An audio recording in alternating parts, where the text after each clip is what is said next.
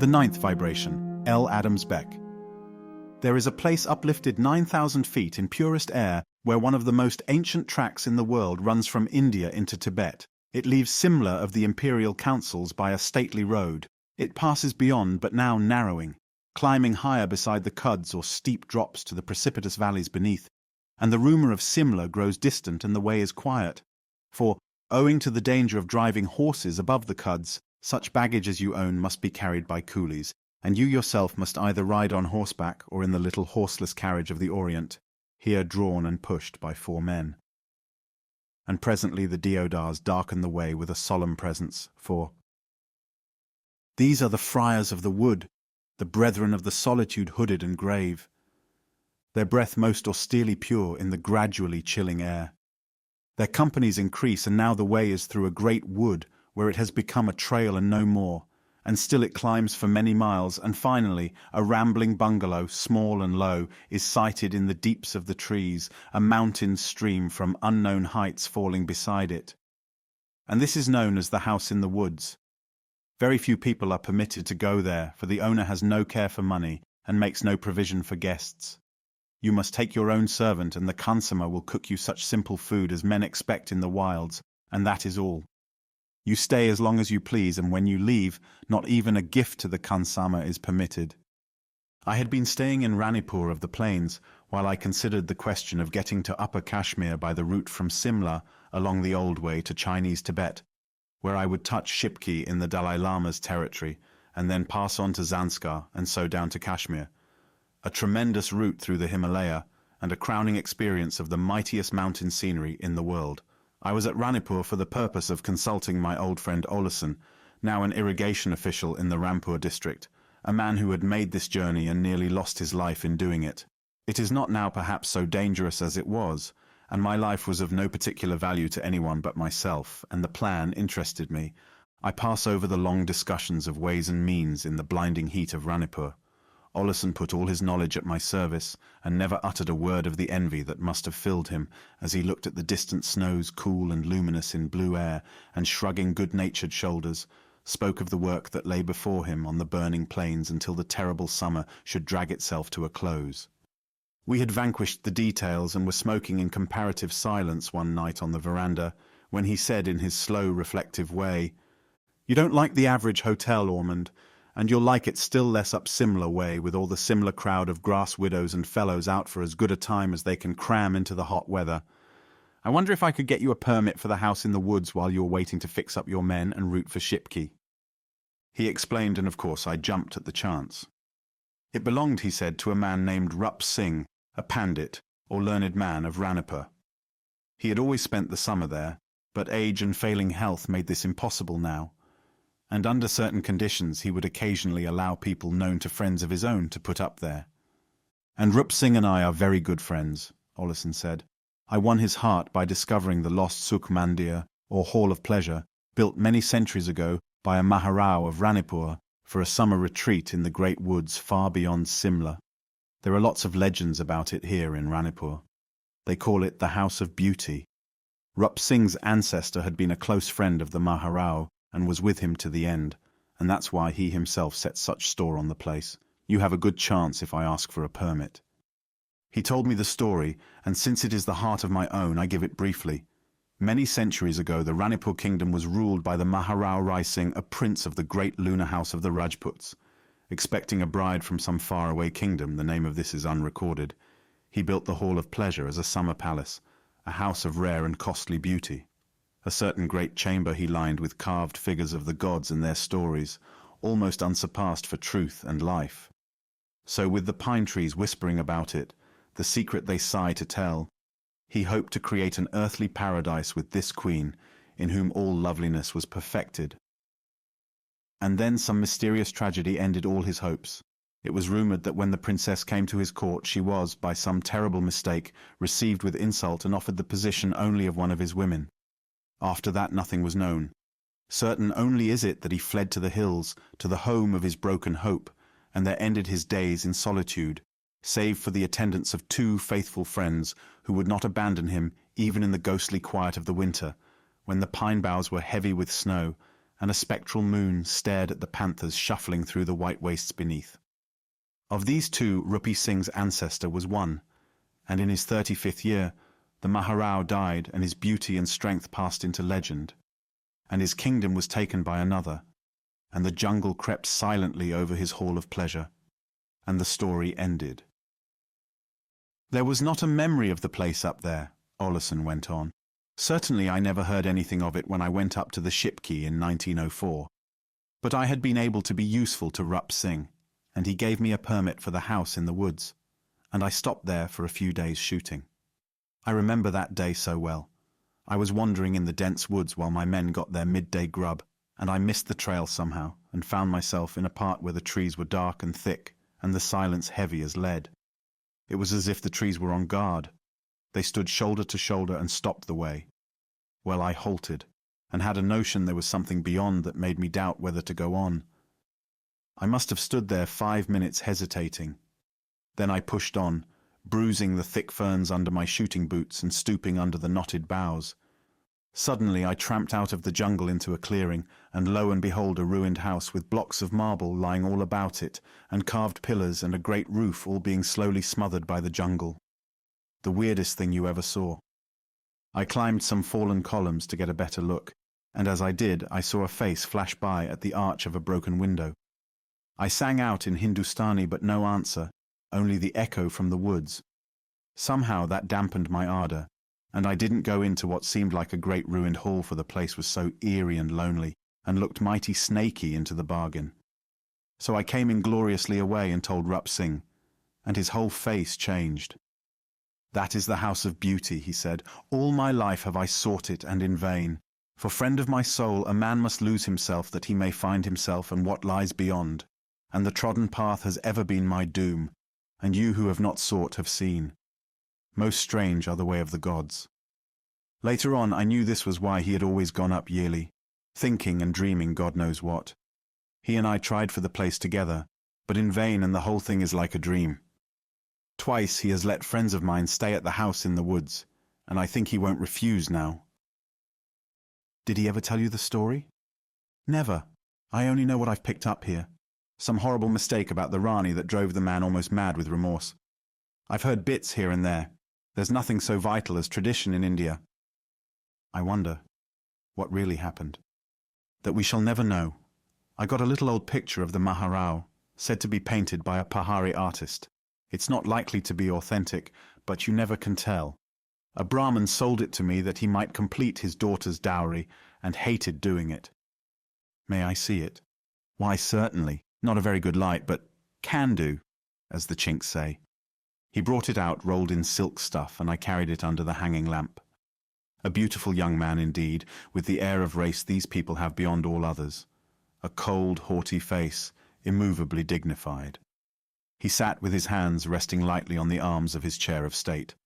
A crescent of rubies clasped the folds of the turban, and from this sprang an aigrette scattering splendors. The magnificent hilt of a sword was ready beside him. The face was not only beautiful, but arresting.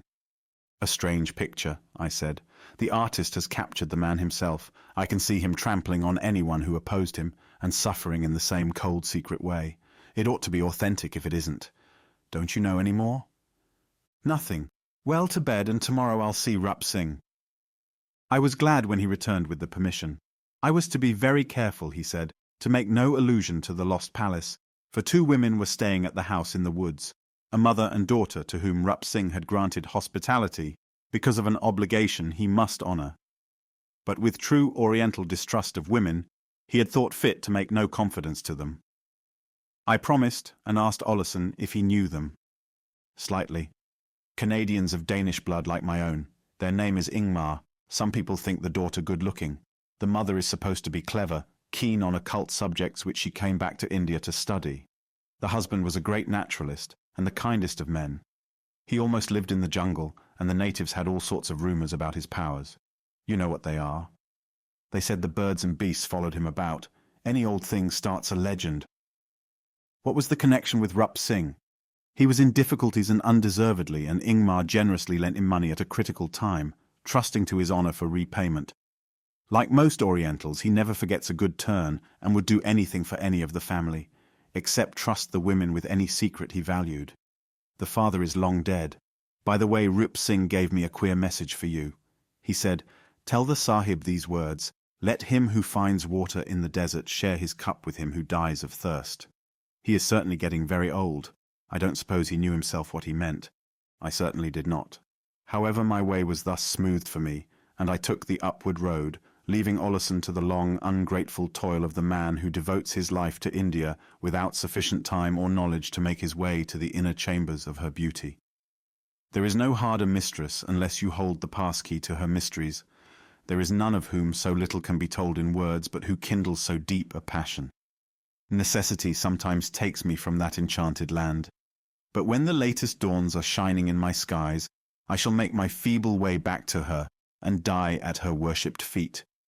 So I went up from Kalka.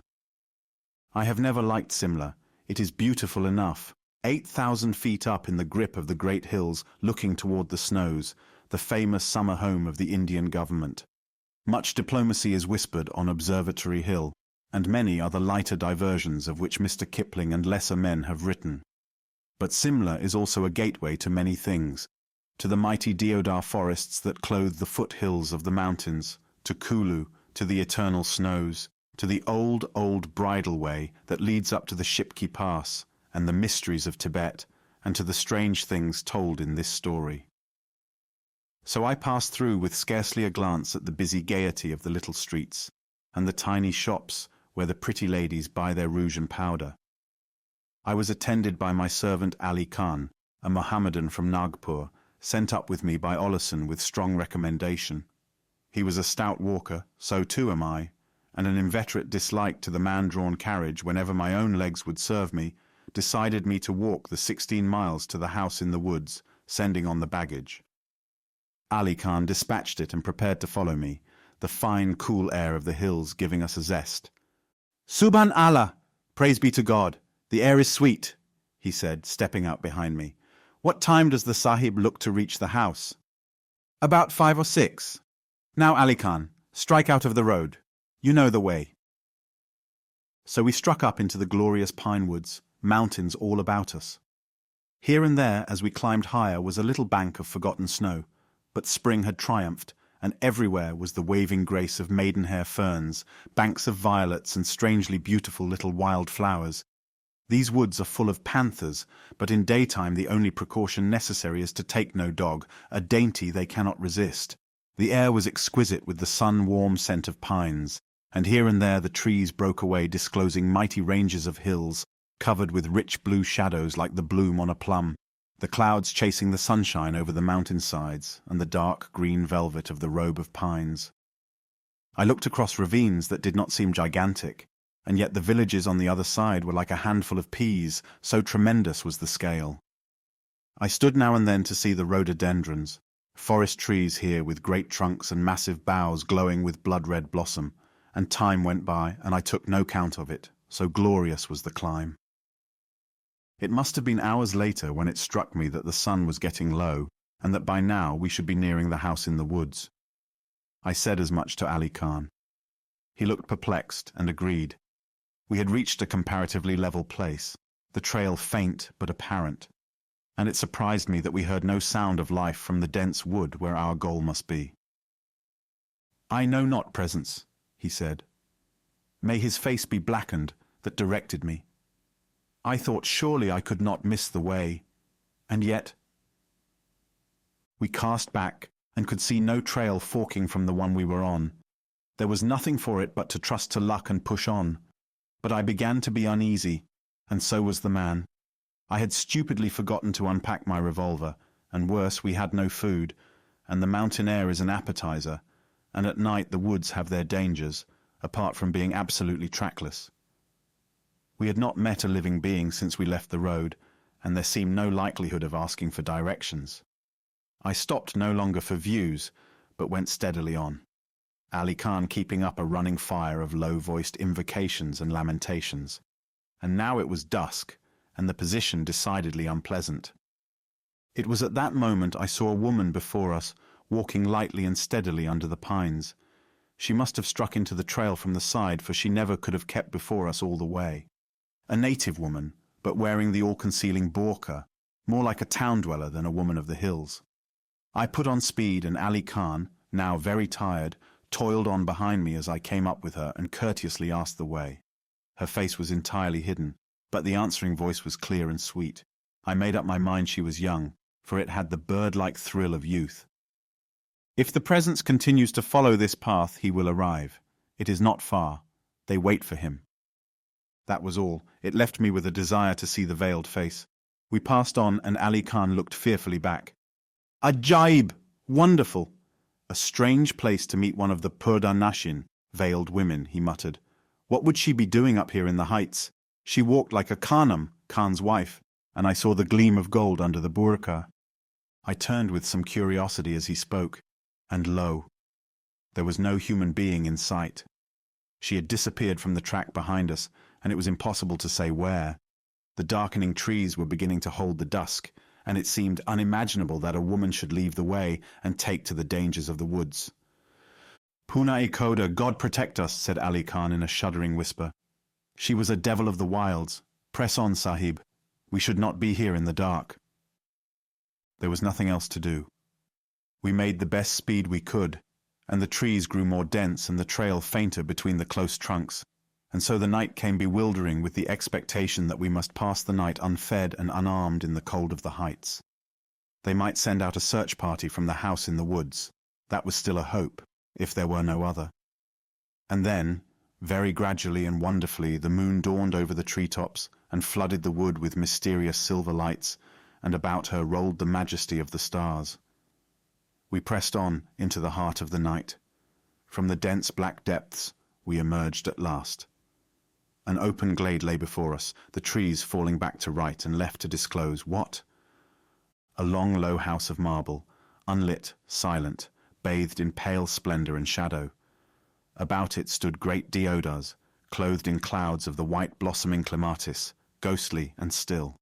Acacias hung motionless trails of heavily scented bloom, as if carved in ivory. It was all silent as death. A flight of nobly sculptured steps led up to a broad veranda and a wide open door with darkness behind it. Nothing more.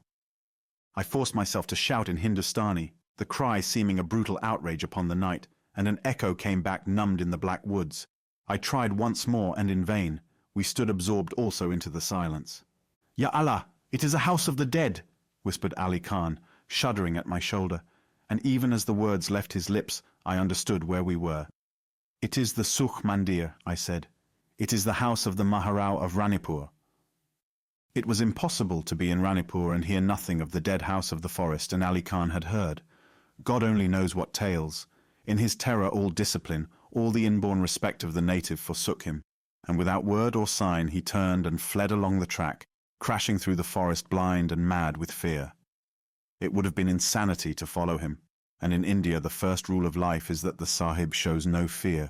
So I left him to his fate, whatever it might be, believing at the same time that a little reflection and dread of the lonely forest would bring him to heel quickly. I stood there, and the stillness flowed like water about me. It was as though I floated upon it, bathed in quiet. My thoughts adjusted themselves. Possibly it was not the Sukh Mandir. Olason had spoken of ruin. I could see none. At least it was shelter from the chill which is always present at these heights when the sun sets, and it was beautiful as a house not made with hands. There was a sense of awe but no fear as I went slowly up the great steps and into the gloom beyond, and so gained the hall. The moon went with me, and from a carven arch filled with marble tracery rained radiance that revealed and hid. Pillars stood about me, wonderful with horses ramping forward as in the Siva temple at Vellore. They appeared to spring from the pillars into the gloom, urged by invisible riders, the effect barbarously rich and strange, motion arrested, struck dumb in a violent gesture, and behind them impenetrable darkness. I could not see the end of this hall, for the moon did not reach it, but looking up I beheld the walls fretted in great panels into the utmost splendor of sculpture, encircling the stories of the gods amid a twining and underweaving of leaves and flowers. It was more like a temple than a dwelling. Siva, as Nataraja the cosmic dancer, the rhythm of the universe, danced before me, flinging out his arms in the passion of creation. Kama, the Indian eros, bore his bow strung with honey-sweet black bees that typify the heart's desire. Krishna the beloved smiled above the herd maidens adoring at his feet. Ganesha the elephant-headed sat in massive calm, wreathing his wise trunk about him, and many more. But all these, so far as I could see, tended to one center panel larger than any, representing two life-size figures of a dim beauty. At first I could scarcely distinguish one from the other in the upward reflected light, and then, even as I stood, the moving moon revealed the two as if floating in vapor. At once I recognized the subject. I had seen it already in the ruined temple of Ranipur, though the details differed. Parvati, the divine daughter of the Himalaya, the emanation of the mighty mountains, seated upon a throne, listening to a girl who played on a panpipe before her. The goddess sat, her chin leaned upon her hand, her shoulders slightly inclined in a pose of gentle sweetness, looking down upon the girl at her feet, absorbed in the music of the hills and lonely places. A band of jewels, richly wrought, clasped the veil on her brows, and below the bare bosom a glorious girdle clothed her with loops and strings and tassels of jewels that fell to her knees, her only garment. The girl was a lovely image of young womanhood, the proud swell of the breast tapering to the slim waist, and long limbs easily folded as she half reclined at the divine feet, her lips pressed to the pipe. Its silent music mysteriously banished fear. The sleep must be sweet indeed that would come under the guardianship of these two fair creatures. Their gracious influence was dewy in the air. I resolved that I would spend the night beside them. Now with the march of the moon dim vistas of the walls beyond sprang into being. Strange mythologies, the incarnations of Vishnu the Preserver, the pastoral of Krishna the Beautiful. I promised myself that next day I would sketch some of the loveliness about me, but the moon was passing on her way. I folded the coat I carried into a pillow and lay down at the feet of the goddess and her nymph. Then a moonlit quiet, I slept in a dream of peace. Sleep annihilates time. Was it long or short when I woke like a man floating up to the surface from tranquil deeps? That I cannot tell, but once more I possessed myself, and every sense was on guard. My hearing first. Bare feet were coming, falling softly as leaves, but unmistakable. There was a dim whispering, but I could hear no word. I rose on my elbow and looked down the long hall. Nothing. The moonlight lay in pools of light and seas of shadow on the floor, and the feet drew nearer. Was I afraid? I cannot tell, but a deep expectation possessed me as the sound grew like the rustle of grasses parted in a fluttering breeze, and now a girl came swiftly up the steps, irradiate in the moonlight, and passing up the hall stood beside me. I could see her robe, her feet bare from the jungle, but her face wavered and changed, and reunited like the face of a dream woman. I could not fix it for one moment, yet knew this was the messenger for whom I had waited all my life, for whom one strange experience, not to be told at present, had prepared me in early manhood. Words came, and I said, "Is this a dream?" "No, we meet in the ninth vibration. All here is true." Is a dream never true? Sometimes it is the echo of the ninth vibration, and therefore a harmonic of truth. You are awake now. It is the daytime that is the sleep of the soul. You are in the lower perception, wherein the truth behind the veil of what men call reality is perceived. Can I ascend? I cannot tell. That is for you, not me. What do I perceive tonight? The present as it is in the eternal. Say no more. Come with me. She stretched her hand and took mine with the assurance of a goddess, and we went up the hall where the night had been deepest between the great pillars. Now it is very clear to me that in every land, men, when the doors of perception are opened, will see what we call the supernatural clothed in the image in which that country has accepted it. Blake, the mighty mystic, will see the angels of the revelation driving their terrible way above Lambeth. It is not common nor unclean. The fisherman, plying his coracle on the Thames, will behold the consecration of the great new Abbey of Westminster, celebrated with mass and chant and awful lights in the dead, mid-noon of night by that apostle who is the rock of the church. Before him who wanders in Thessaly Pan will brush the dewy lawns and slim-girt Artemis pursue the flying hart. In the pale gold of Egyptian sands, the heavy brows of Osiris crowned with the Shent will brood above the seer, and the veil of Isis tremble to the lifting. For all this is the rhythm to which the souls of men are attuned, and in that vibration they will see, and no other, since in this the very mountains and trees of the land are rooted. So here, where our remote ancestors worshipped the gods of nature, we must needs stand before the mystic mother of India, the divine daughter of the Himalaya. How shall I describe the world we entered? The carvings upon the walls had taken life. They had descended. It was a gathering of the dreams men have dreamed here of the gods, yet most real and actual. They watched in a serenity that set them apart in an atmosphere of their own, forms of indistinct majesty and august beauty, absolute, simple, and everlasting. I saw them as one sees reflections in rippled water, no more. But all faces turned to the place where now a green and flowering leafage enshrined and partly hid the living nature goddess, as she listened to a voice that was not dumb to me. I saw her face only in glimpses of an indescribable sweetness, but an influence came from her presence like the scent of rainy pine forests, the coolness that breathes from great rivers, the passion of spring when she breaks on the world with a wave of flowers. Healing and life flowed from it, understanding also. It seemed I could interpret the very silence of the trees outside into the expression of their inner life, the running of the green lifeblood in their veins, the delicate trembling of their fingertips. My companion and I were not heeded. We stood hand in hand like children who have innocently strayed into a palace, gazing in wonderment. The august life went its way upon its own occasions, and if we would, we might watch. Then the voice, clear and cold, proceeding, as it were, with some story begun before we had strayed into the presence, the whole assembly listening in silence.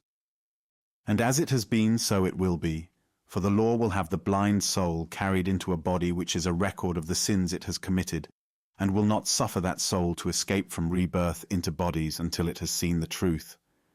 And even as this was said and I listened, knowing myself on the verge of some great knowledge, I felt sleep beginning to weigh upon my eyelids. The sound blurred, flowed unsyllabled as a stream.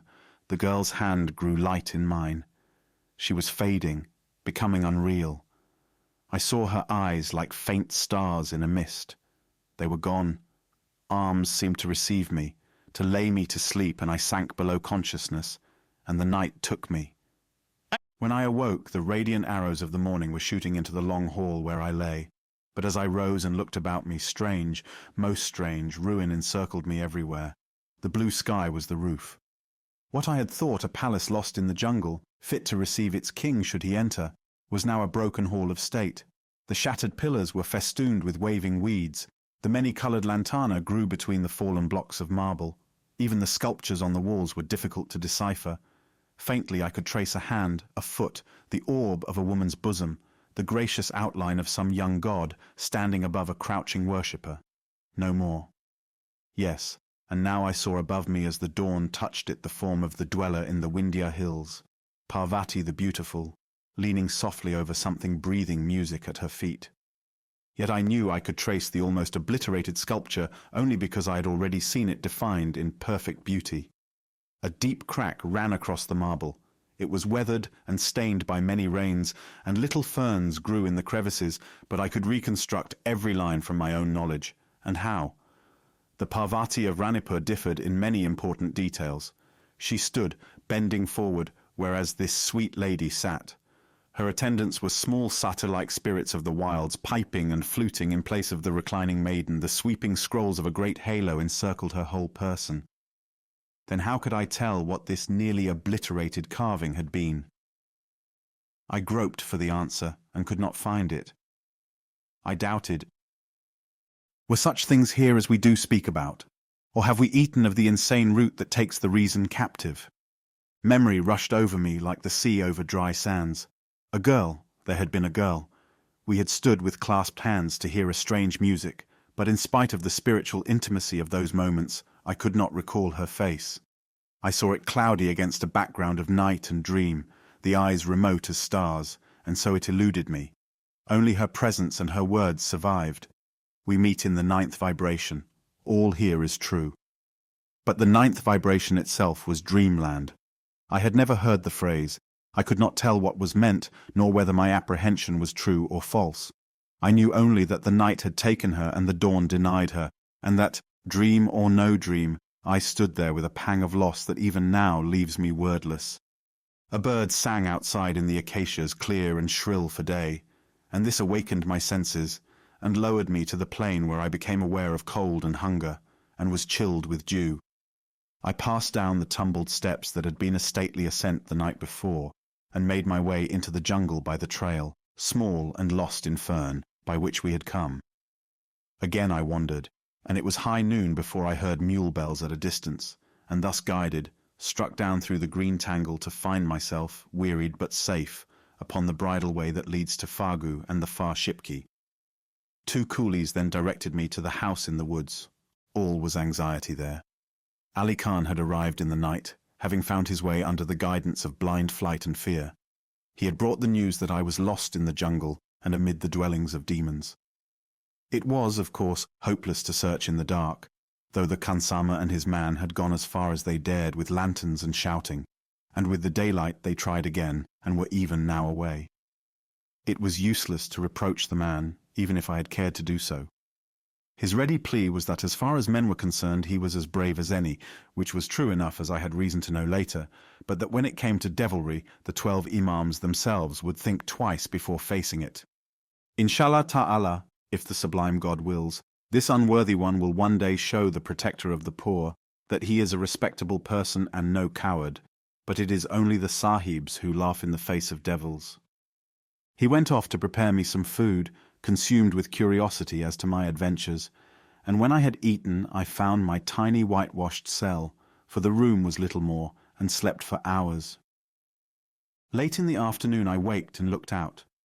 A low but glowing sunlight suffused the wild garden reclaimed from the stranglehold of the jungle and hemmed in with rocks and forest. A few simple flowers had been planted here and there, but its chief beauty was a mountain stream, brown and clear as the eyes of a dog, that fell from a crag above into a rocky basin, maidenhair ferns growing in such masses about it that it was henceforward scarcely more than a woodland voice. Beside it, 2 great deodars spread their canopies, and there a woman sat in a low chair, a girl beside her reading aloud. She had thrown her hat off, and the sunshine turned her massed dark hair to bronze. That was all I could see. I went out and joined them, taking the note of introduction which Oleson had given me. I pass over the unessentials of my story, their friendly greetings and sympathy for my adventure.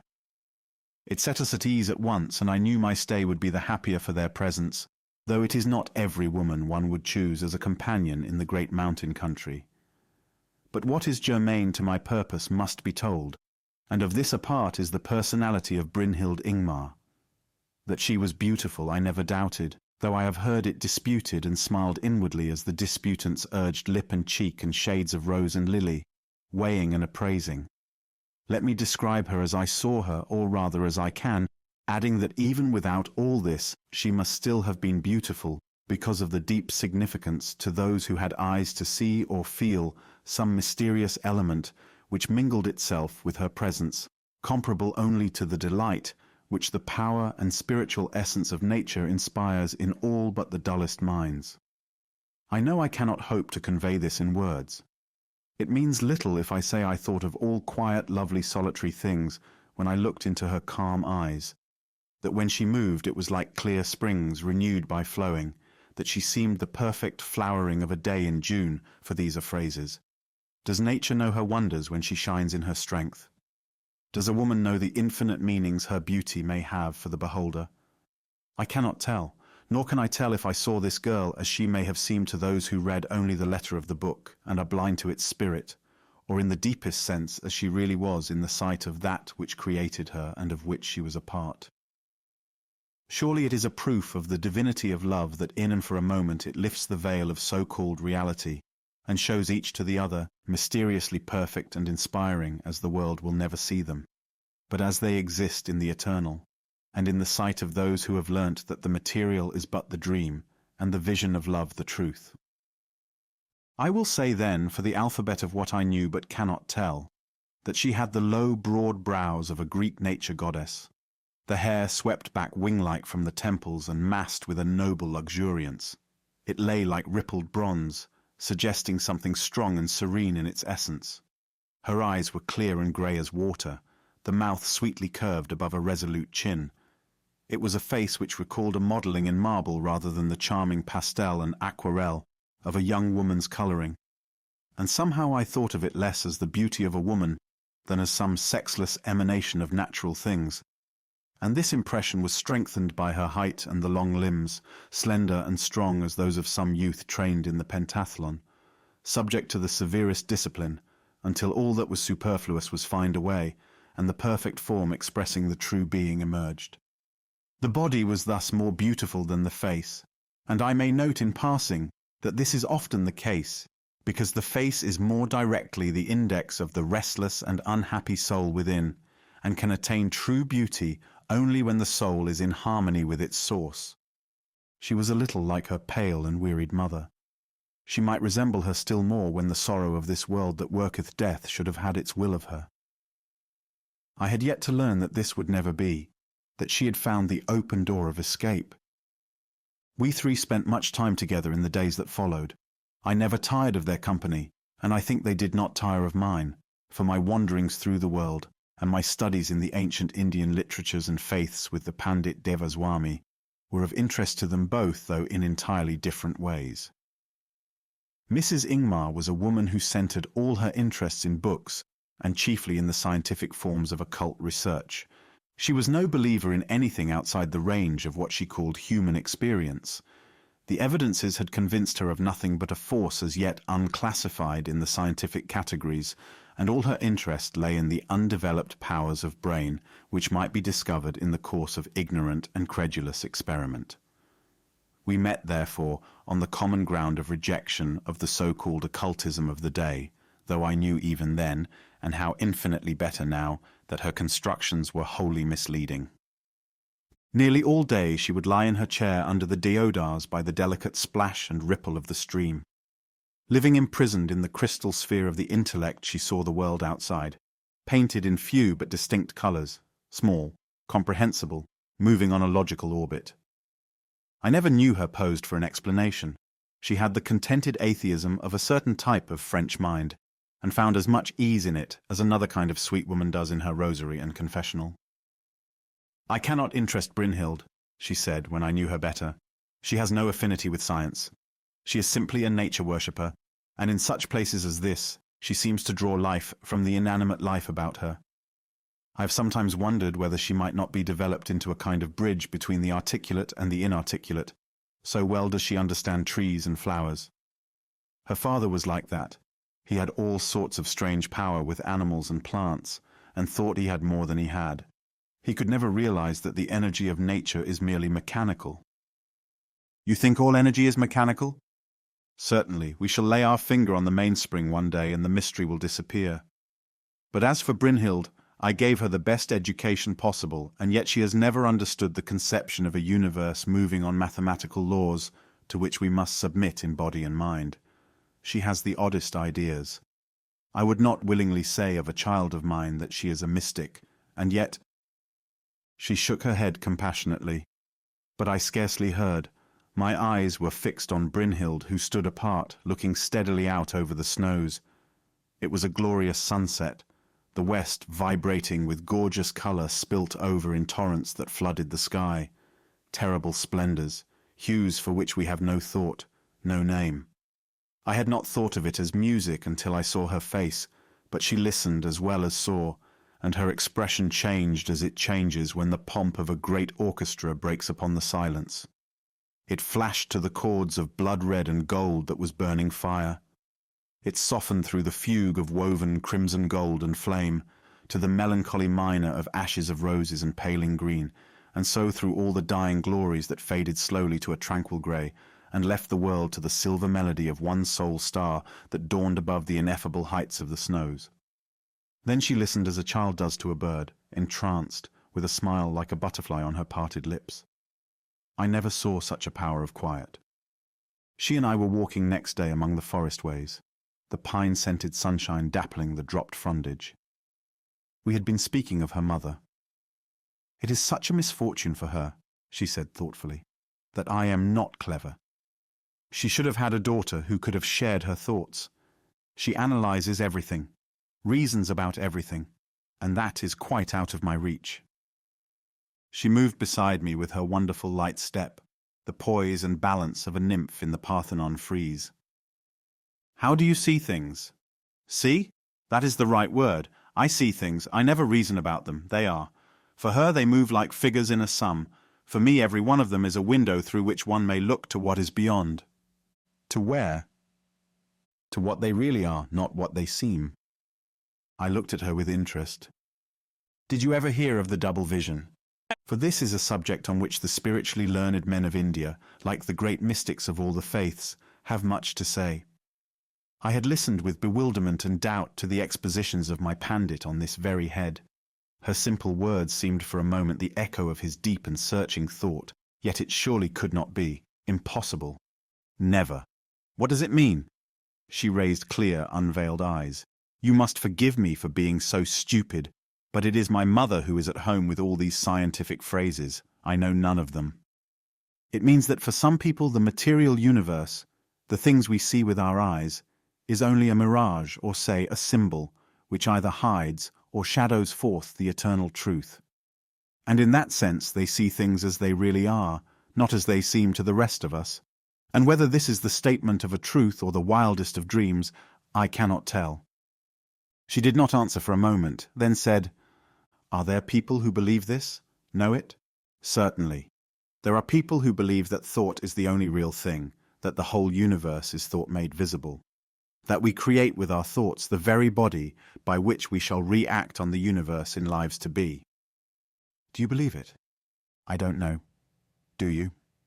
She paused, looked at me, and then went on, "You see, I don't think things out. I only feel. But this cannot interest you."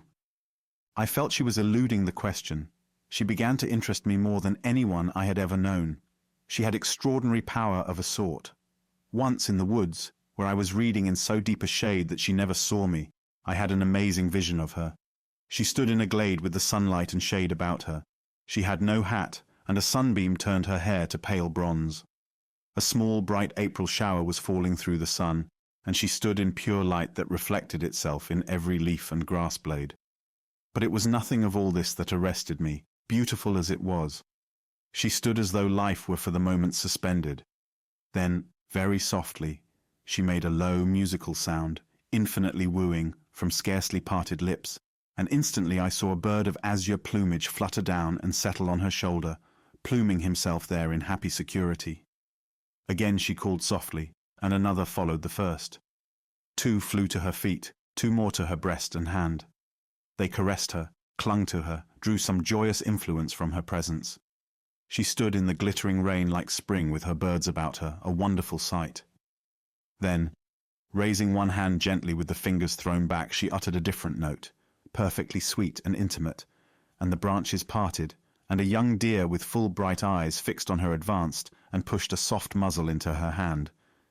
In my astonishment I moved, however slightly, and the picture broke up. The deer sprang back into the trees, the birds fluttered up in a hurry of feathers, and she turned calm eyes upon me, as unstartled as if she had known all the time that I was there. "You should not have breathed," she said, smiling. "They must have utter quiet." I rose up and joined her. "It is a marvel. I can scarcely believe my eyes. How do you do it?" "My father taught me. They come. How can I tell?" She turned away and left me. I thought long over this episode. I recalled words heard in the place of my studies, words I had dismissed without any care at the moment. To those who see, nothing is alien. They move in the same vibration with all that has life, be it in bird or flower. And in the uttermost also, for all things are one. For such there is no death. That was beyond me still, but I watched her with profound interest. She recalled also words I had half forgotten. There was naught above me and naught below, my childhood had not learnt to know. For what are the voices of birds, aye, and of beasts, but words, our words, only so much more sweet? That might have been written of her, and more. She had found one day in the woods a flower of a sort I had once seen in the warm, damp forests below Darjeeling, ivory white and shaped like a dove in flight. She wore it that evening on her bosom. A week later, she wore what I took to be another. You have had luck, I said. I never heard of such a thing being seen so high up, and you have found it twice. No, it is the same. The same? Impossible. You found it more than a week ago. I know. It is 10 days. Flowers don't die when one understands them, not as most people think. Her mother looked up and said fretfully, Since she was a child, Brinhild has had that odd idea. That flower is dead and withered. Throw it away, child. It looks hideous. Was it glamour? What was it? I saw the flower dewy fresh in her bosom. She smiled and turned away. It was that very evening she left the veranda where we were sitting, in the subdued light of a little lamp, and passed beyond where the ray cut the darkness. She went down the perspective of trees to the edge of a clearing, and I rose to follow, for it seemed absolutely unsafe that she should be on the verge of the panther-haunted woods alone. Mrs. Ingmar turned a page of her book serenely. She will not like it if you go. I cannot imagine that she should come to harm. She always goes her own way, light or dark. I returned to my seat and watched steadfastly. At first I could see nothing, but as my sight adjusted itself, I saw her a long way down the clearing that opened the snows, and quite certainly also I saw something like a huge dog detach itself from the woods and bound to her feet. It mingled with her dark dress, and I lost it, Mrs. Ingmar said, seeing my anxiety but nothing else. Her father was just the same. He had no fear of anything that lives. No doubt some people have that power. I have never seen her attract birds and beasts as he certainly did, but she is quite as fond of them. I could not understand her blindness. What I myself had seen raised questions I found unanswerable, and her mother saw nothing. Which of us was right? Presently she came back slowly, and I ventured no word. A woodland sorcery, innocent as the dawn, hovered about her. What was it? Did the mere love of these creatures make a bond between her soul and theirs, or was the ancient dream true, and could she at times move in the same vibration? I thought of her as a wood spirit sometimes, an expression herself of some passion of beauty in nature, a thought of snows and starry nights and flowing rivers made visible in flesh. It is surely when seized with the urge of some primeval yearning which in man is merely sexual that nature conceives her fair forms and manifests them, for there is a correspondence that runs through all creation. Here I ask myself, did I love her? In a sense, yes, deeply, but not in the common reading of the phrase. I have trembled with delight before the wild and terrible splendor of the Himalayan heights. Low golden moons have steeped my soul longing, but I did not think of these things as mine in any narrow sense, nor so desire them. They were angels of the evangel of beauty. So too was she. She had none of the silken nets and traps of adamant. She was no sister of the girls of mild silver, or of furious gold, but fair, strong and her own, a dweller in the house of quiet. I did not covet her. I loved her. Days passed. There came a night when the winds were loosed, no moon, the stars flickering like blown tapers through driven clouds, the trees swaying and lamenting. There will be rain tomorrow, Mrs. Ingmar said as we parted for the night. I closed my door. Some great cat of the woods was crying harshly outside my window, the sound receding towards the bridleway. I slept in a dream of tossing seas and ships labouring among them. With the sense of a summons I waked, I cannot tell when. Unmistakable, as if I were called by name. I rose and dressed, and heard distinctly bare feet passing my door. I opened it noiselessly, and looked out into the little passageway that made for the entry, and saw nothing but pools of darkness, and a dim light from the square of the window at the end. But the wind had swept the sky clear with its flying bosom, and was sleeping now in its high places, and the air was filled with a mild, moony radiance and a great stillness. Now let me speak with restraint and exactness. I was not afraid, but felt as I imagine a dog feels in the presence of his master, conscious of a purpose, a will entirely above his own and incomprehensible, yet to be obeyed without question. I followed my reading of the command, bewildered but docile, and understanding nothing but that I was called. The lights were out, the house dead silent, the familiar veranda ghostly in the night, and now I saw a white figure at the head of the steps, Brinhild. She turned and looked over her shoulder, her face pale in the moon, and made the same gesture with which she summoned her birds. I knew her meaning. for now we were moving in the same rhythm, and followed as she took the lead. How shall I describe that strange night in the jungle? There were fireflies or dancing points of light that recalled them. Perhaps she was only thinking them, only thinking the moon and the quiet, for we were in the world where thought is the one reality. But they went with us in a cloud and faintly lighted our way. There were exquisite wafts of perfume from hidden flowers breathing their dreams to the night. Here and there a drowsy bird stirred and chirped from the roof of darkness, a low note of content that greeted her passing. It was a path intricate and winding, and how long we went, and where I cannot tell. But at last she stooped, and parting the boughs before her, we stepped into an open space. And before us, I knew it, the House of Beauty. She paused at the foot of the great marble steps and looked at me. "We have met here already." I did not wonder, I could not. In the ninth vibration surprise had ceased to be. Why had I not recognized her before? Oh, dull of heart, that was my only thought. We walk blindfold through the profound darkness of material nature. The blinder, because we believe we see it. It is only when the doors of the material are closed that the world appears to man as it exists in the eternal truth. "Did you know this?" I asked, trembling before mystery. "I knew it because I am awake. You forgot it in the dull sleep which we call daily life. But we were here, and they began the story of the king who made this house. Tonight we shall hear it. His story of beauty wandering through the world, and the world received her not. We hear it in this place because here he agonized for what he knew too late." Was that our only meeting? "We meet every night, but you forget when the day brings the sleep of the soul. You do not sink deep enough into rest to remember. You float on the surface where the little bubbles of foolish dream are about you, and I cannot reach you then. How can I compel myself to the deeps?" "You cannot. It will come. But when you have passed up the bridle way and beyond the ship quay, stop at Gyumur. There is the monastery of Tashigong, and there one will meet you."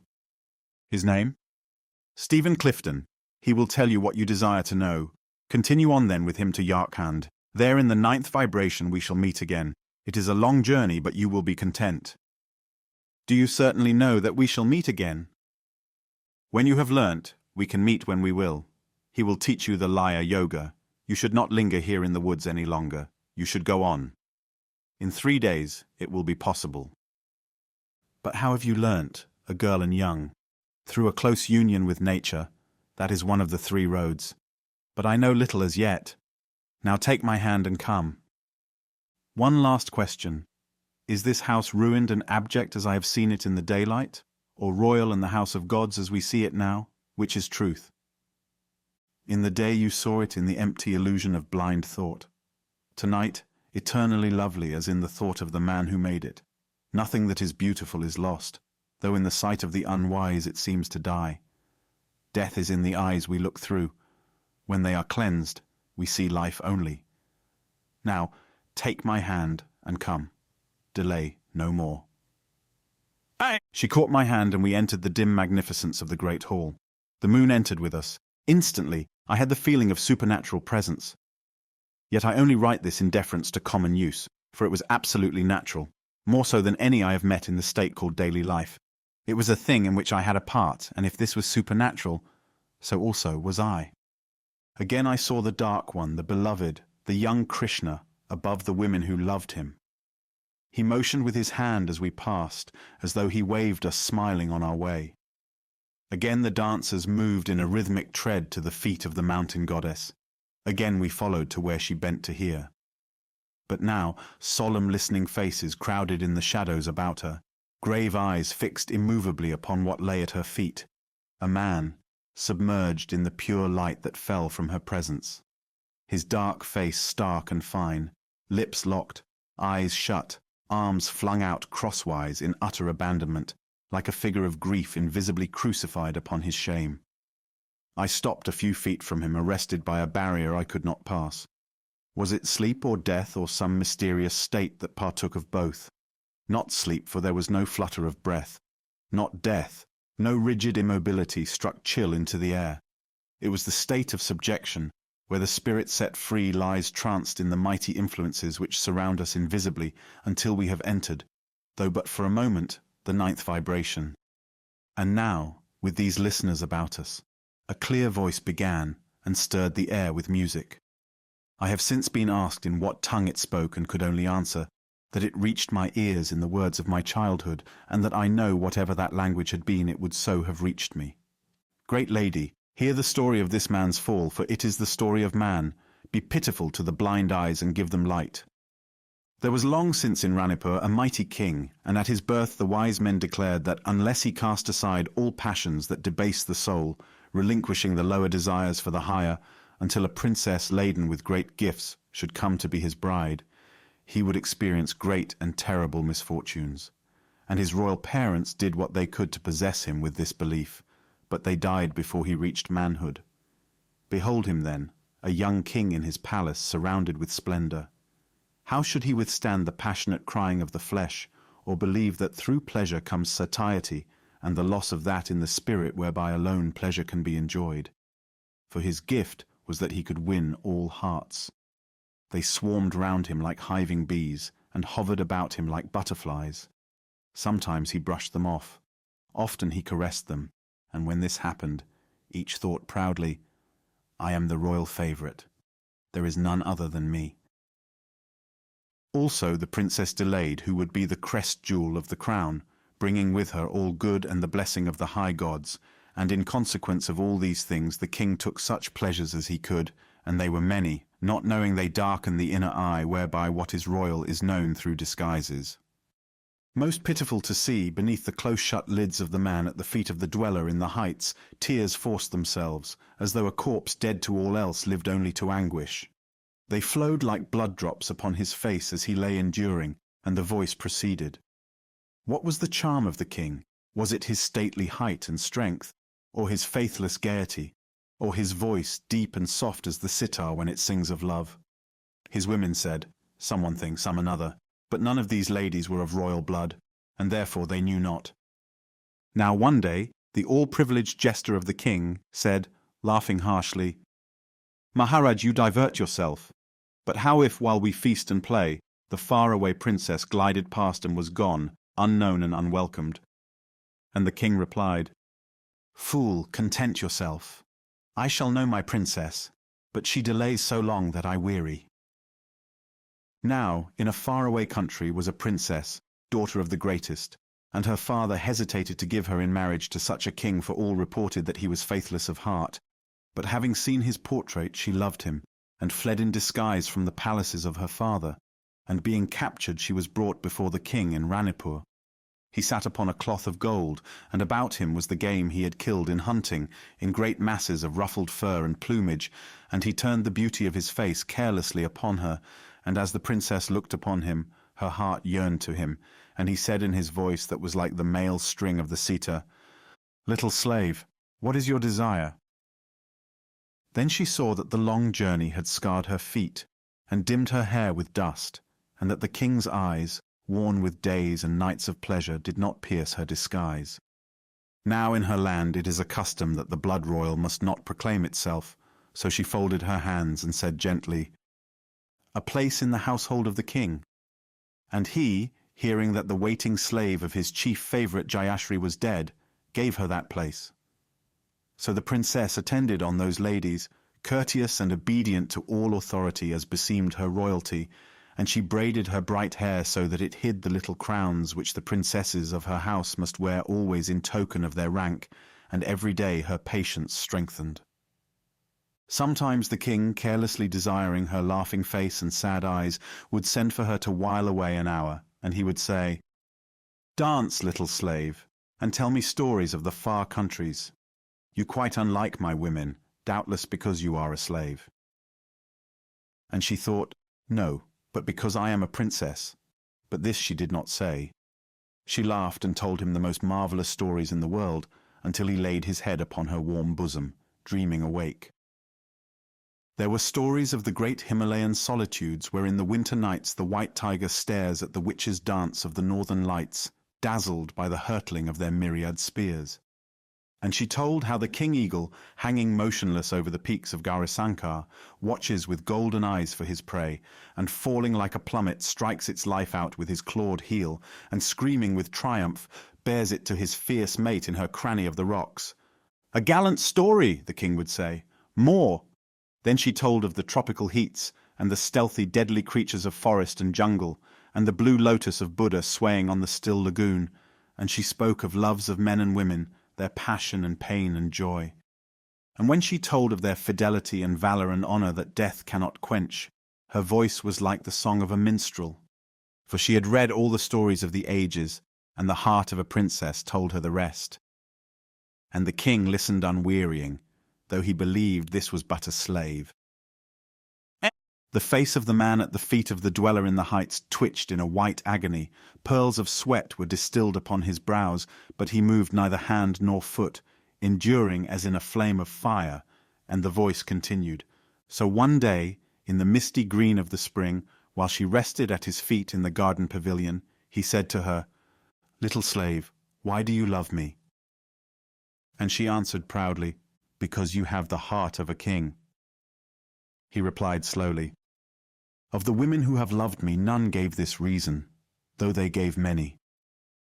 She laid her cheek on his hand. "That is the true reason."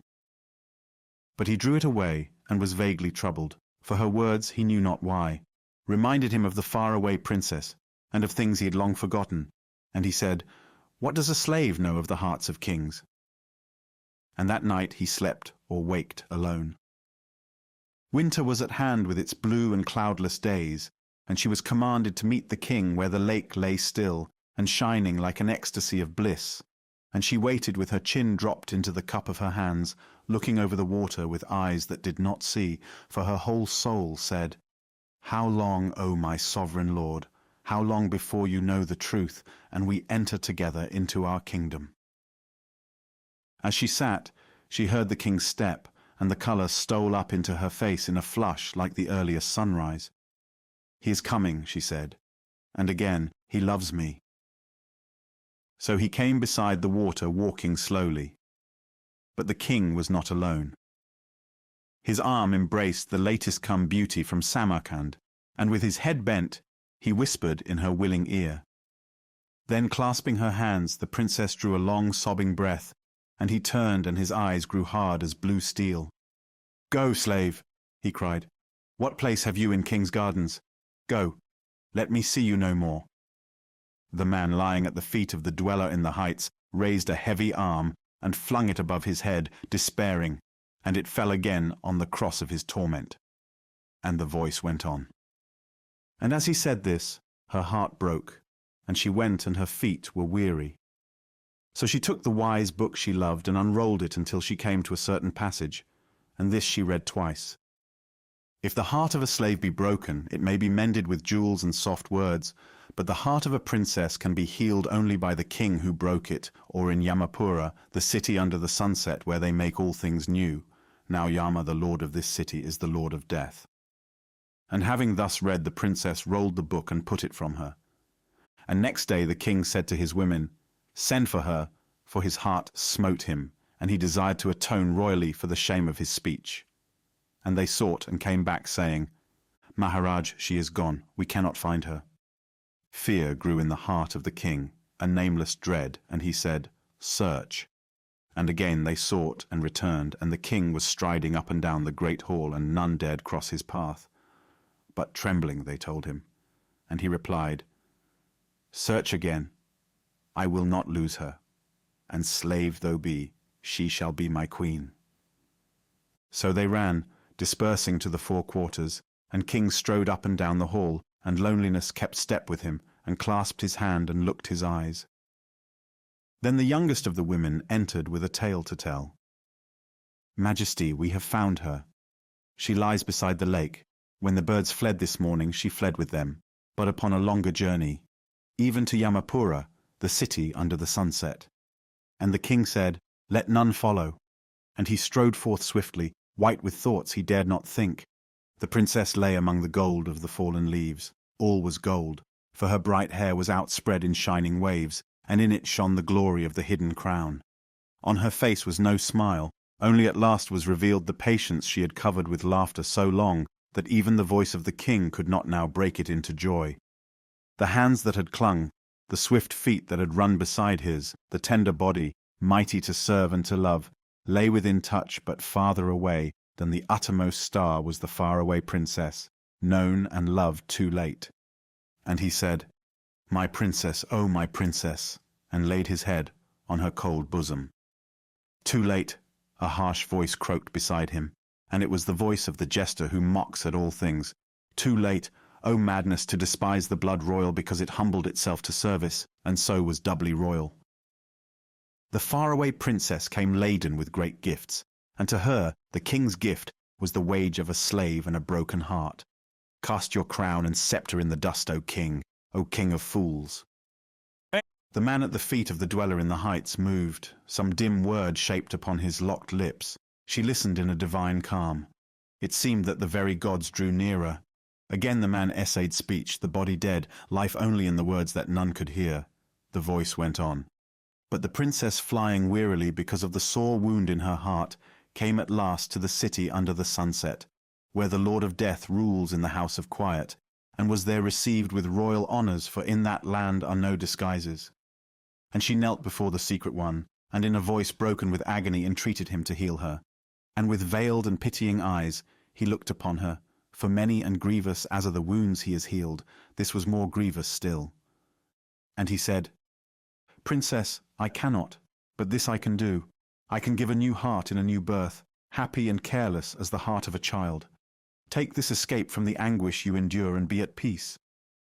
But the princess, white with pain, asked only, "In this new heart and birth is there room for the king?"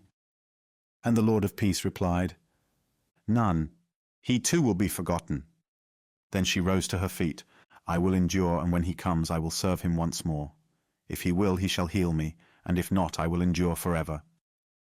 And he who is veiled replied, "In this sacred city no pain may disturb the air, therefore you must wait outside in the chill and the dark. Think better, princess.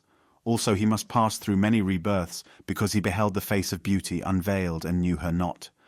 And when he comes he will be weary and weak as a newborn child, and no more a great king." And the princess smiled. "Then he will need me the more," she said. "I will wait and kiss the feet of my king." And the Lord of Death was silent. So she went outside into the darkness of the spaces, and the souls free passed her like homing doves, and she sat with her hands clasped over the sore wound in her heart, watching the earthward way. And the princess is keeping still the day of her long patience. The voice ceased, and there was a great silence, and the listening faces drew nearer. Then the dweller in the heights spoke in a voice soft as the falling of snow in the quiet of frost and moon.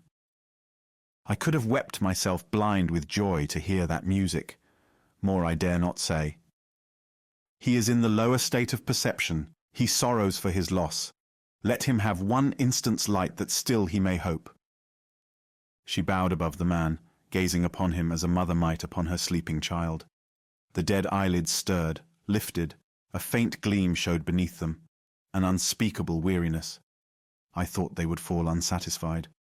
Suddenly he saw what looked upon him, and a terror of joy no tongue can tell flashed over the dark mirror of his face. He stretched a faint hand to touch her feet. A sobbing sigh died upon his lips, and once more the swooning sleep took him. He lay as a dead man before the assembly. "The night is far spent," a voice said, from I know not where, and I knew it was said not only for the sleeper but for all. For though the flying feet of beauty seem for a moment to outspeed us, she will one day wait our coming and gather us to her bosom. As before, the vision spread outward like rings in a broken reflection in water. I saw the girl beside me, but her hand grew light in mine. I felt it no longer. I heard the roaring wind in the trees, or was it a great voice thundering in my ears? Sleep took me. I waked in my little room. Strange and sad, I saw her next day and did not remember her whom of all things I desired to know. I remembered the vision, and knew that whether in dream or waking I had heard an eternal truth. I longed with a great longing to meet my beautiful companion, and she stood at my side, and I was blind. Now that I have climbed a little higher on the mount of vision, it seems even to myself that this could not be. Yet it was, and it is true of not this only, but of how much else. She knew me. I learnt that later, but she made no sign. Her simplicities had carried her far beyond and above me, to places where only the winged things attain, as a bird among the bird droves of God. I have since known that this power of direct simplicity in her was why among the great mountains we beheld the divine as the emanation of the terrible beauty about us. We cannot see it as it is, only in some shadowing forth, gathering sufficient strength for manifestation from the spiritual atoms that haunt the region where that form has been for ages the accepted vehicle of adoration. But I was now to set forth to find another knowledge, to seek the beauty that blinds us to all other. Next day, the man who was directing my preparations for travel sent me word from Simla that all was ready and I could start 2 days later.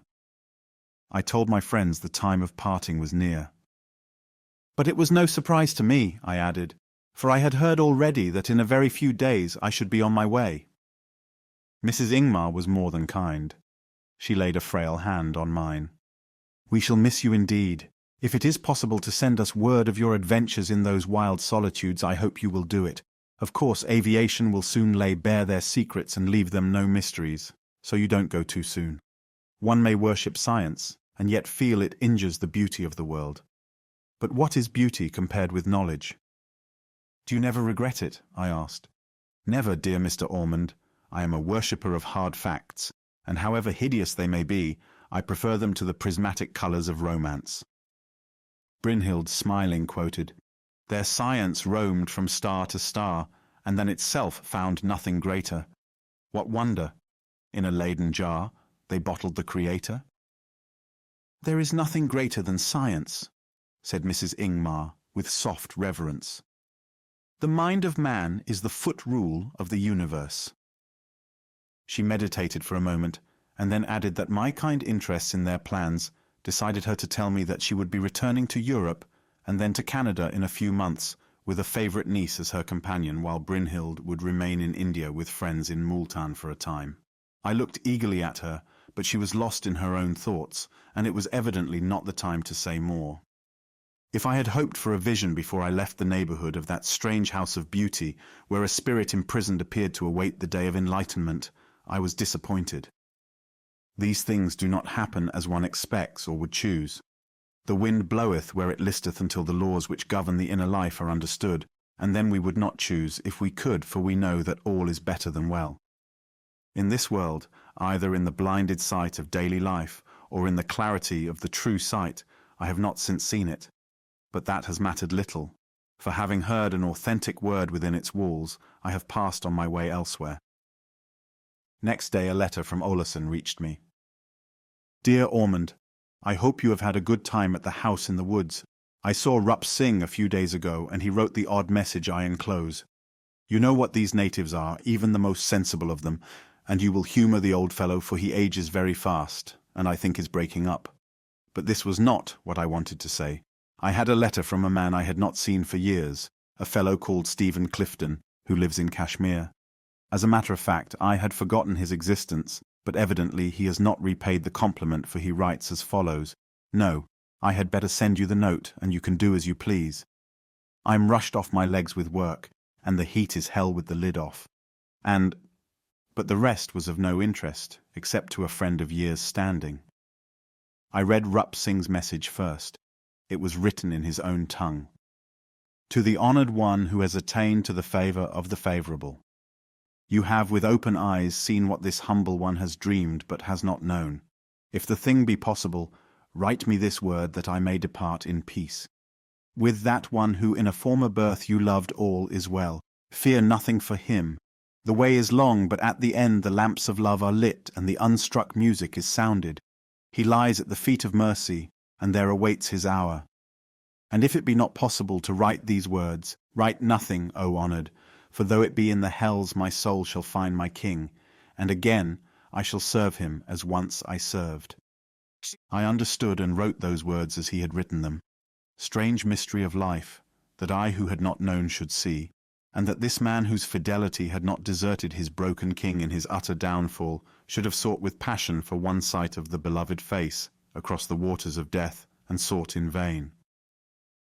I thought of those Buddhist words of Seneca. The soul may be and is in the mass of men drugged and silenced by the seductions of sense and the deceptions of the world.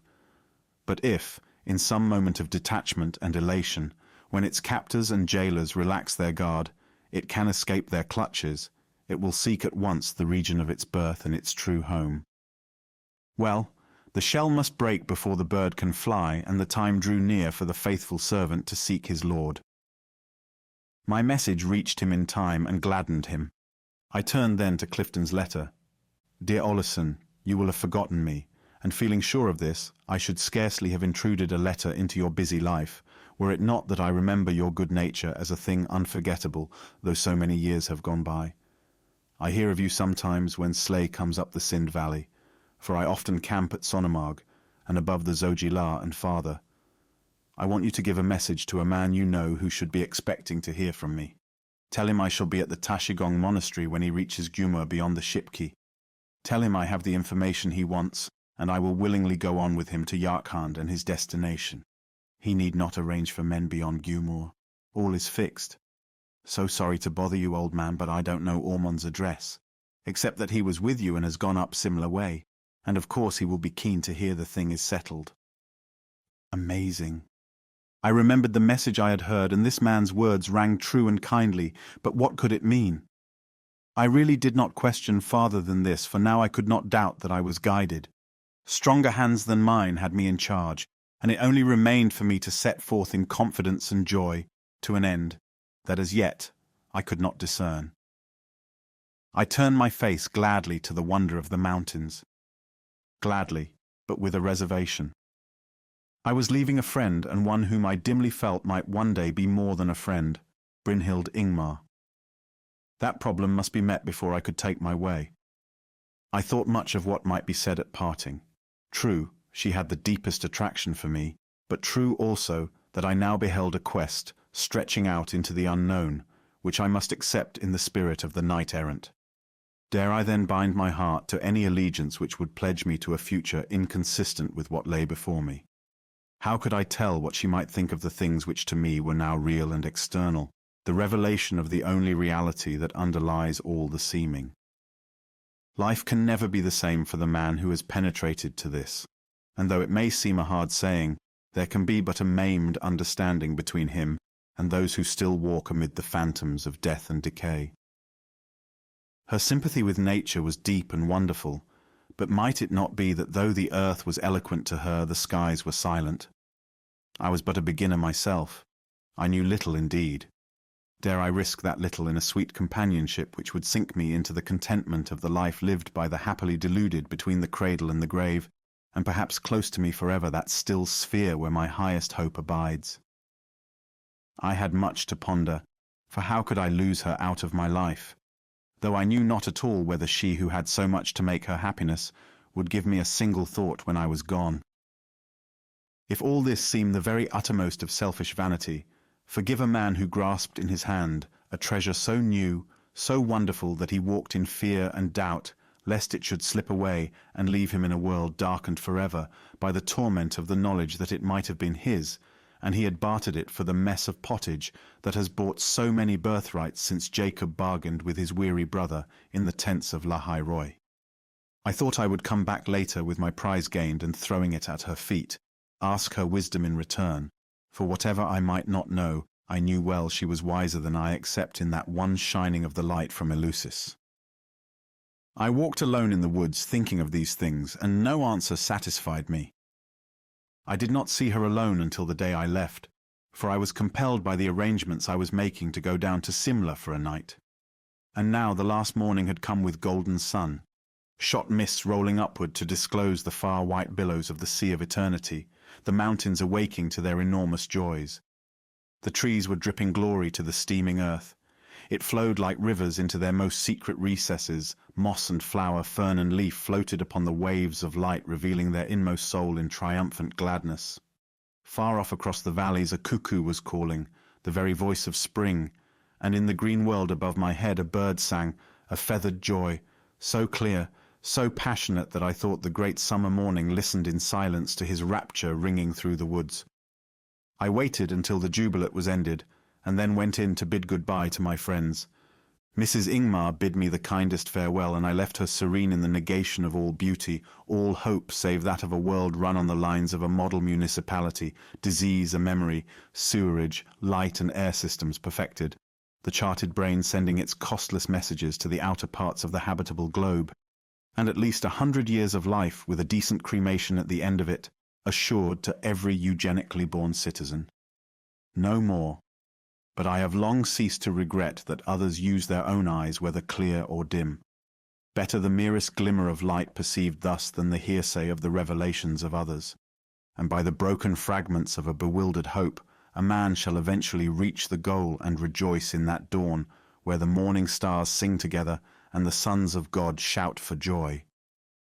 It must come, for it is already here. Hey! Brinhild walked with me through the long glades in the fresh thin air to the bridle road where my men and ponies waited, eager to be off. We stood at last in the fringe of trees on a small height which commanded the way. A high uplifted path cut along the shoulders of the hills, and on the left the sheer drop of the valleys.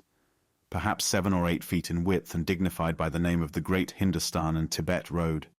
It ran winding far away into Wonderland.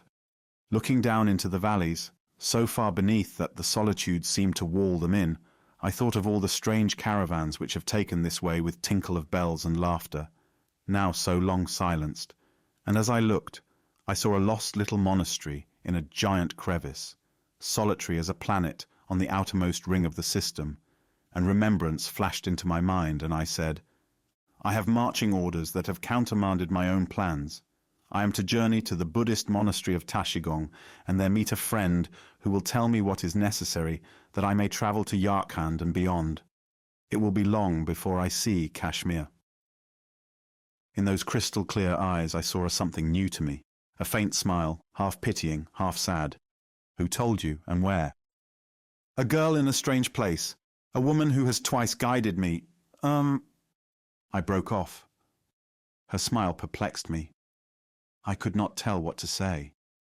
She repeated in a soft undertone, Great lady, be pitiful to the blind eyes and give them light. And instantly I knew, oh blind, blind, was the unhappy king of the story duller of heart than I, and shame possessed me. Here was the chrysoberyl that all day hides its secret in deeps of lucid green, but when the night comes flames with its fiery ecstasy of crimson to the moon, and I had been complacently considering whether I might not blunt my own spiritual instinct by companionship with her, while she had been my guide, as infinitely beyond me in insight as she was in all things beautiful. I could have kissed her feet in my deep repentance. True it is that the gateway of the high places is reverence, and he who cannot bow his head shall receive no crown. I saw that my long travel in search of knowledge would have been utterly vain if I had not learnt that lesson there and then. In those moments of silence, I learnt it once and forever. She stood by me, breathing the liquid morning air, her face turned upon the eternal snows. I caught her hand in a recognition that might have ended years of parting, and its warm youth vibrated in mine, the foretaste of all understanding, all unions, of love that asks nothing, that fears nothing, that has no petition to make.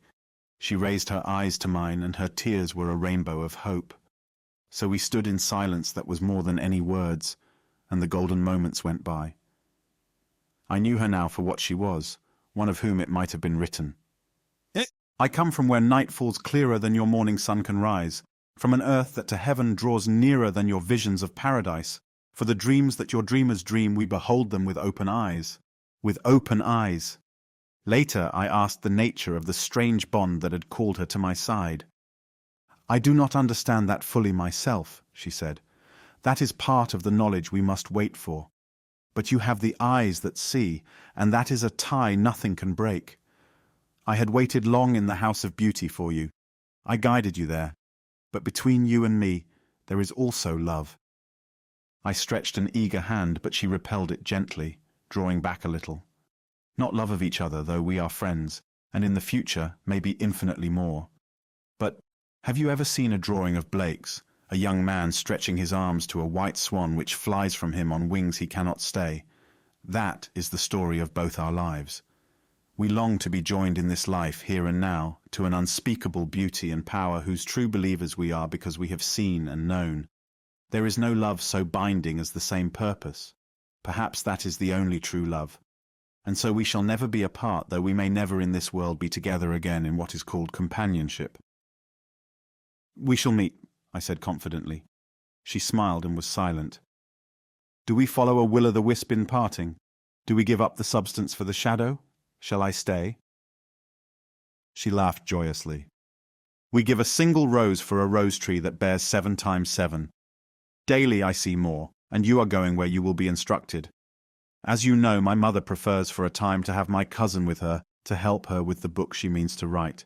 So I shall have time to myself. What do you think I shall do? Blow away on a great wind. Ride on the crests of tossing waves. Catch a star to light the fireflies. She laughed like a bird's song. Wrong, wrong. I shall be a student. All I know as yet has come to me by intuition, but there is law as well as love, and I will learn. I have drifted like a happy cloud before the wind. Now I will learn to be the wind that blows the clouds. I looked at her in astonishment. If a flower had desired the same thing, it could scarcely have seemed more incredible, for I had thought her whole life and nature instinctive, not intellective. She smiled as one who has a beloved secret to keep. When you have gained what in this country they call the knowledge of regeneration, come back and ask me what I have learnt. She would say no more of that, and turn to another matter, speaking with earnestness. Before you came here, I had a message for you, and Stephen Clifton will tell you the same thing when you meet. Believe it, for it is true. Remember always that the psychical is not the mystical, and that what we seek is not marvel, but vision. These two things are very far apart, so let the first with all its dangers pass you by, for our way lies to the heights, and for us there is only one danger, that of turning back and losing what the whole world cannot give in exchange. I have never seen Stephen Clifton, but I know much of him. He is a safe guide, a man who has had much and strange sorrow which has brought him joy that cannot be told. He will take you to those who know the things that you desire. I wish I might have gone too. Something in the sweetness of her voice, its high passion, the strong beauty of her presence, woke a poignant longing in my heart. I said, I cannot leave you. You are the only guide I can follow. Let us search together, you always on before. Your way lies there, she pointed to the high mountains, and mine to the plains, and if we chose our own, we should wander. But we shall meet again in the way, and time that will be best, and with knowledge so enlarged, that what we have seen already will be like an empty dream compared to daylight truth. If you knew what waits for you, you would not delay one moment. She stood radiant beneath the deodars, a figure of hope, pointing steadily to the heights. I knew her words were true, though, as yet I could not tell how. I knew that whereas we had seen the wonderful in beautiful though local forms, there is a plane where the formless may be apprehended in clear dream and solemn vision, the meeting of spirit with spirit. What that revelation would mean I could not guess. How should I? But I knew the illusion we call death and decay would wither before it. There is a music above and beyond the 9th vibration, though I must love those words forever for what their hidden meaning gave me. I took her hand and held it. Strange, beyond all strangeness, that story of an ancient sorrow should have made us what we were to each other, should have opened to me the gates of that country where she wandered content. For the first time I had realized in its fullness the loveliness of this crystal nature, clear as flowing water to receive and transmit the light, itself a prophecy and fulfillment of some higher race which will one day inhabit our world when it has learnt the true values. She drew a flower from her breast and gave it to me. It lies before me white and living as I write these words. I sprang down the road and mounted, giving the word to march. The men shouted and strode on, our faces to the Shipki Pass and what lay beyond. We had parted. Once, twice, I looked back, and standing in full sunlight, she waved her hand. We turned the angle of the rocks. What she found is a story strange and beautiful, which I may tell one day to those who care to hear. That for me there were pauses, hesitancies, dreads, on the way I'm not concerned to deny, for so it must always be with the roots of the old beliefs of fear and ignorance buried in the soil of our hearts, and ready to throw out their poisonous fibres. But there was never doubt. For myself I have long forgotten the meaning of that word in anything that is of real value. Do not let it be thought that the treasure is reserved for the few or those of special gifts, and it is as free to the west as to the east, though I own it, lies nearer to the surface in the Orient, where the spiritual genius of the people makes it possible, and the greater and more faithful teachers are found. It is not without meaning that all the faiths of the world have dawned in those sunrise skies. Yet, it is within reach of all, and asks only recognition, for the universe has been the mine of its jewels. Median gold it holds, and silver from Atropatene, ruby and emerald from Hindustan, and Bactrian agate, bright with beryl and pearl, sardonyx and sapphire, and more that cannot be uttered, the lights and perfections. So for all seekers, I pray this prayer, beautiful in its sonorous Latin, but noble in all the tongues. Supplico tibi, pater et dux, I pray thee, guide of our vision, that we may remember the nobleness with which thou hast endowed us, and that thou wouldest be always on our right and on our left in the motion of our wills, that we may be purged from the contagion of the body and the affections of the brute and overcome and rule them. And I pray also that thou wouldest drive away the blinding darkness from the eyes of our souls, that we may know well what is to be held for divine and what for mortal. The nobleness with which thou hast endowed us, this, and not the cry of the miserable sinner whose very repentance is no virtue but the consequence of failure and weakness, is the strong music to which we must march. And the way is open to the mountains.